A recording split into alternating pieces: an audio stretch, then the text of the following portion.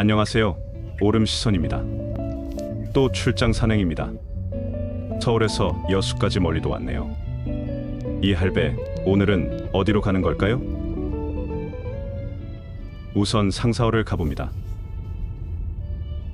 300m 앞 좌회전입니다. 이어서 목적 드디어 상사호수입니다. 상사호는 주암댐의 조절지 역할을 하는 호수라고 하죠. 주암댐과 상사호는 약 11km에 달하는 도수터널로 연결되어 있다고 하네요. 아만보타임을 하려다가 생략합니다. 더 이상 깊게 들어가면 그나마 70명 남짓한 구독자도 다 떨어져 나가겠죠.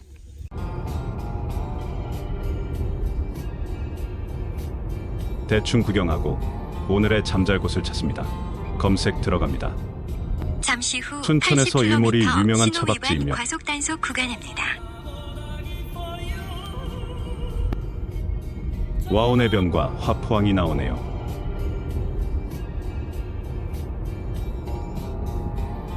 오늘은 조용하다는 화포항 먼저 선택합니다. 잠시 후 80km 화포항이라는 곳에 왔습니다. 갯벌이 다 드러났네요.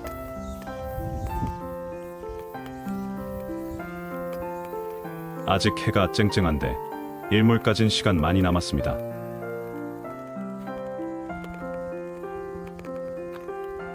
우선 차박지를 찾아봅니다.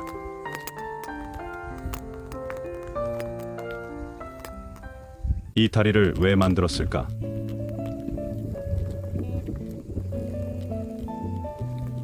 갯벌 감상하기에는 좋군요.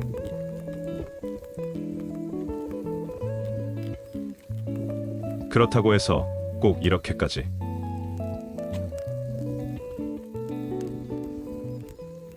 지금 우리가 살고 있는 세상은 빙하기라고 하죠.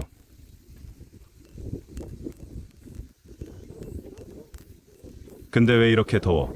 라고 할 수도 있겠지만 지금은 간빙기라서 그렇다고 합니다. 갯벌을 보면 지루하더라도 알 것은 알아야겠지요. 잠깐 아만보 타임을 갖도록 하겠습니다. 지금 우리는 간빙기, 즉 빙하기와 빙하기 사이 따뜻한 시기에 살고 있다고 했죠. 이때는 지구의 기온이 높아 해수면도 높이 올라가 있는 상태가 됩니다. 실제로 현재 해수면은 신생대 이후 가장 높은 수준에 가깝다고 알려져 있죠. 반대로 빙하기 때는 엄청난 양의 물이 얼음으로 묶여 있었기 때문에 해수면이 지금보다 100m 이상 낮아졌습니다. 그래서 당시에는 지금 바다인 곳이 육지였고 한반도와 제주도, 일본까지도 육지로 연결되어 있었습니다. 지금 오름시선이 머무는 화포항의 갯벌도 사실은 이런 지구의 숨결 속 작은 단면이라 할 수 있겠지요. 바닷물이 차오르며 만들고 물러나며 드러나는 풍경 속에 지구의 기후 변화와 바다의 역사가 고스란히 담겨 있는 것이죠. 한적하죠? 내가 찾던 적당히 외진 곳입니다. 오늘은 원 없이 일몰 감상을 할 수 있겠지요.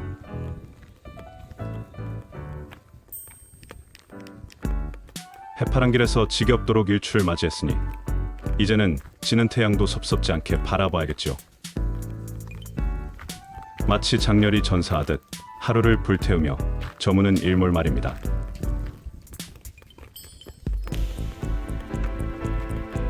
일몰 앞에서 무슨 생각을 할까 미리 준비해봅니다. 일출은 청춘을 떠올리게 했지만 일몰은 삶의 끝을 성찰하게 할까요? 비울 게 많은 나였고 비우기 위해 바다에 왔지만 오늘은 삶의 철학으로 채워지고 싶다. 일몰을 오랫동안 볼 수 있는 행운 쉽게 오지는 않겠지요.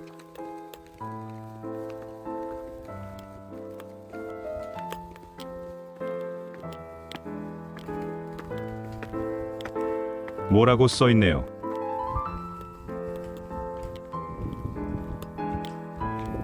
나이 70에도 모르는 바다 사정이 있다니께.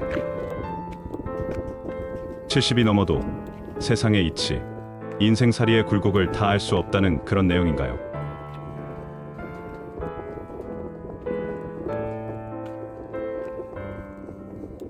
슬슬 준비합니다.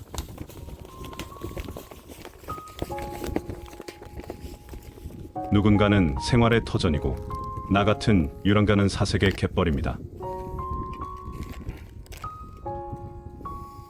삶과 죽음을 논하기 전에 먼저 치고 들어왔다가 다시 물러나기를 끝없이 반복하는 저 바닷물의 사정을 들여다보고 싶네요. 태양처럼 찬란했던 삶이 미련 없이 가준다면 얼마나 좋을까요? 무슨 말이라도 떠들고 싶지만 릴케의 시로 대신합니다.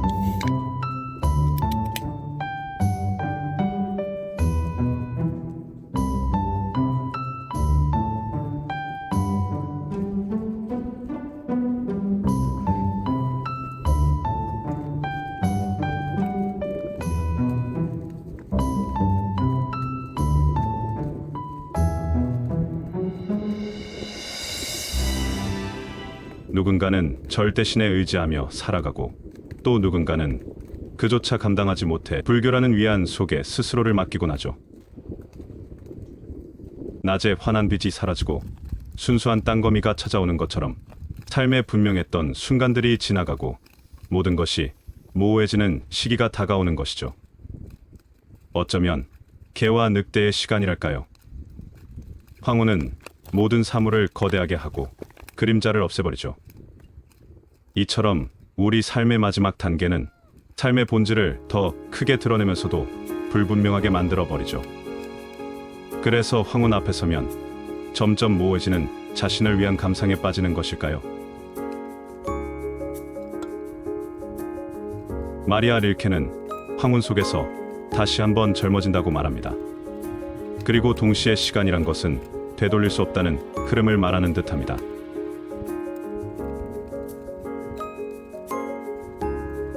이제 슬슬 차박지로 옮겨야지요. 새로 생긴 방파제에 적당한 곳이 있네요. 판을 벌렸습니다. 바다에 뜬 기분입니다.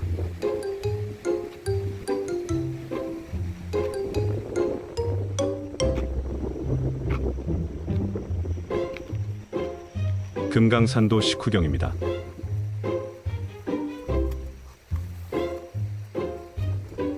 집 떠나면 고생한다고 해도 이런 고생은 100번도 할 것 같네요.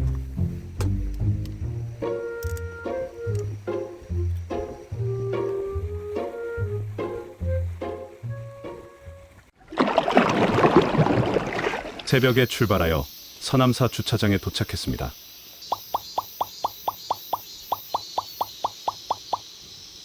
본업인 등산을 시작합니다. 남도라서 그런지 계곡이 더 울창합니다. 여기는 사찰이라 물놀이는 안 하겠죠.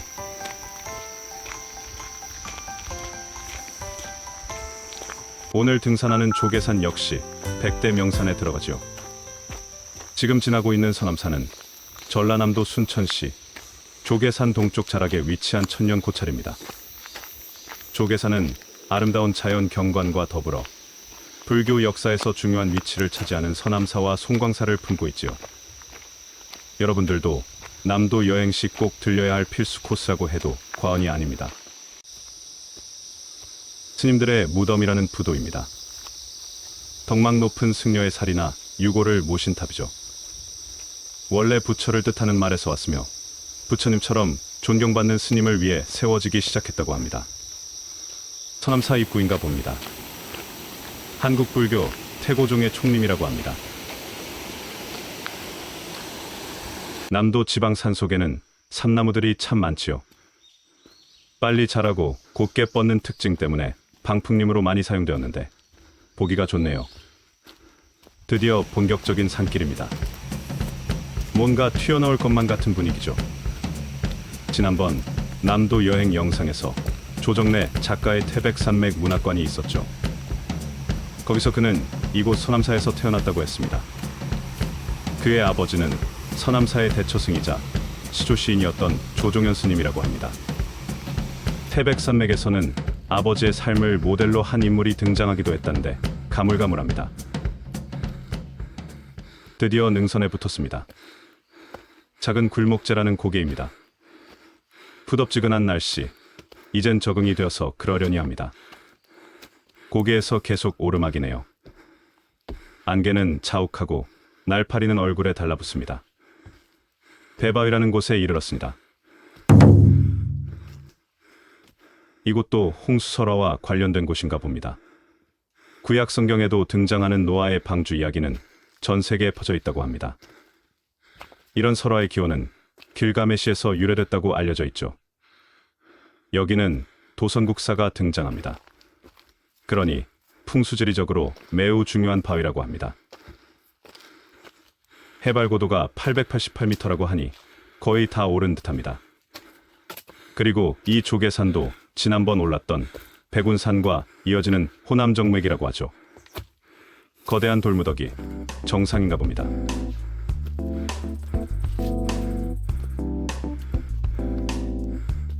여기도 다른 백대명산 정상들처럼 잘 꾸며놨네요. 날씨가 흐려서 시야가 아쉽군요. 대충 분위기는 이렇습니다. 이제 하산길입니다. 안개는 더욱 자욱해지고 올라오는 젊은 부부가 벌조심하라고 합니다. 돌아갈 수도 없고 조계산은 원래 송광산이라고 불렸다고 합니다. 고려시대 보조국사 진울 스님이 중국 선불교의 발상지인 조계산의 이름을 따서 지었다고 하죠. 하긴 빙하기 땐 서로 연결되어 있었으니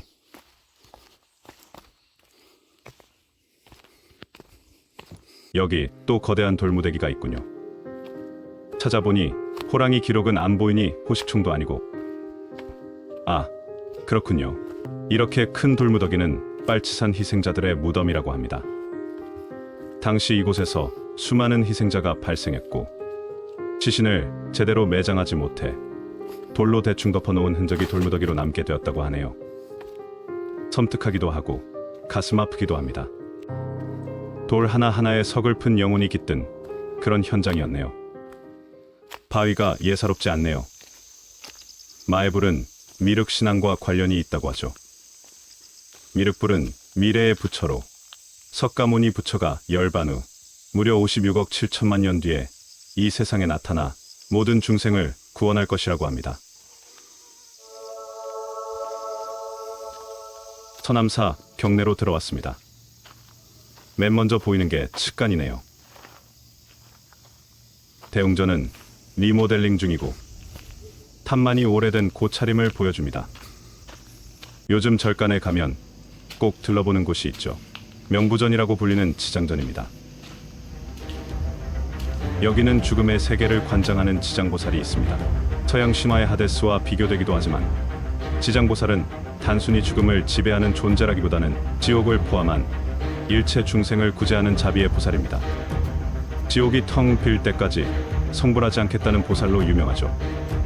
그 아래에는 죽은 이들의 생전 행위를 심판하는 시황들이 있으며 그중 가장 널리 알려진 존재가 염라대왕입니다. 염라대왕은 책을 머리에 이고 있는데 그 책은 바로 망자의 선악과 업보가 기록된 장부라고 하죠. 지장보살의 머리는 푸른빛이죠. 이는 죽음의 어둠 속에서도 새싹과 같은 새로운 생명, 희망의 상징이라고 합니다. 서남사 경내 시차를 마치고 마지막 하산길입니다. 더워서 그런지 고요하기 그지없는 도립공원 조계산입니다.